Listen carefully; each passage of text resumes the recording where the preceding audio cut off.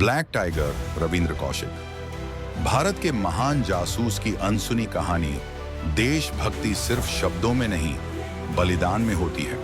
क्या आप जानते हैं कि एक भारतीय रॉ एजेंट ने पाकिस्तान की सेना में मेजर बनकर 9 साल तक भारत के लिए जासूसी की? ये कहानी है भारत के सबसे बहादुर जासूस रविंद्र कौशिक, जिन्हें ब्लैक टाइगर के नाम से जाना जाता है।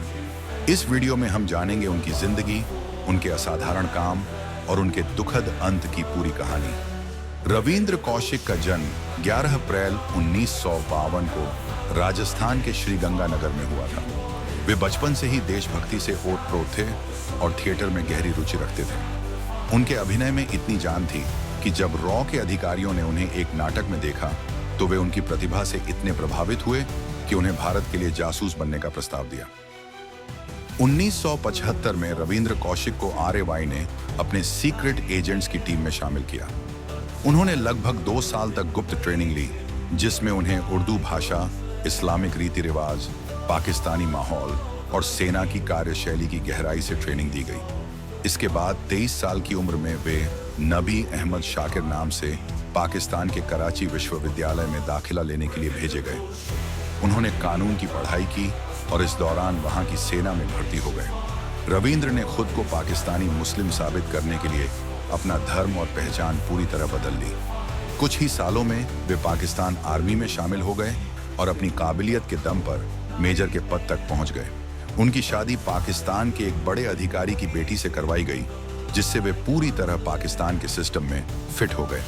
रविंद्र कौशिक ने लगभग 9 साल तक पाकिस्तान की सेना और खुफिया एजेंसी ISI में रहते हुए भारत को गुप्त जानकारियां भेजी।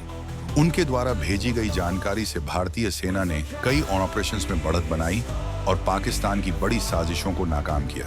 कहा जाता है कि 1979 से 1983 के बीच उन्होंने भारत को पाकिस्तान की सेना की सभी बड़ी गतिविधियों और योजनाओं की रिपोर्ट दी। 1983 में RAY ने भारत से एक और एजेंट इनायत मसीह को पाकिस्तान भेजा, लेकिन वह पकड़ा गया और उसने रविंद्र कौशिक के बारे में बता दिया। इसके बाद पाकिस्तान की खुफिया एजेंसी ने उन्हें गिरफ्तार कर लिया। उन पर जबरदस्त यातनाएं दी गईं, लेकिन उन्होंने भारत के खिलाफ एक शब्द भी नहीं बोला। उन्हें मौत की सजा सुनाई गई, लेकिन बाद में इसे उम्र कैद में बदल दिया गया। रविंद्र को मियांवाली जेल में डाल दिया गया, जहां उन्होंने 21 साल तक अमानवीय परिस्थितियों में समय बिताया। उन्हें सही खाना, इलाज और देखभाल तक नहीं दी गई। 2001 में 49 साल की उम्र में उन्होंने पाकिस्तान की जेल में दम तोड़ दिया। रविंद्र कौशिक के माता पिता ने भारत सरकार से कई बार अपील की कि उनके बेटे को वापस लाया जाए, लेकिन सरकार ने आधिकारिक रूप से उन्हें कभी स्वीकार नहीं किया।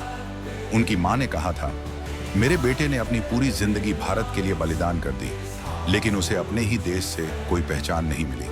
आज भी उनका बलिदान गुमनाम है, लेकिन भारत की सुरक्षा में उनके योगदान को कभी नहीं भुलाया जा सकता। सच्ची देशभक्ति वह होती है जो बिना किसी पहचान या इनाम के की जाए। राष्ट्र की सुरक्षा के लिए गुप्त हीरो भी होते हैं, जिनकी कहानियां कभी दुनिया के सामने नहीं आती। त्याग और बलिदान ही एक जासूस की सबसे बड़ी पहचान होती है। ब्लैक टाइगर जैसे जासूस अपने नाम के लिए नहीं, अपने देश के लिए जीते और मरते हैं। भारत को उन पर गर्व है। अगर आपको यह कहानी प्रेरणादायक लगी तो वीडियो को लाइक करें, शेयर करें और हमारे चैनल को सब्सक्राइब करें, ताकि हम आपको ऐसी और अनसुनी कहानियां बताते रहें। जय हिंद।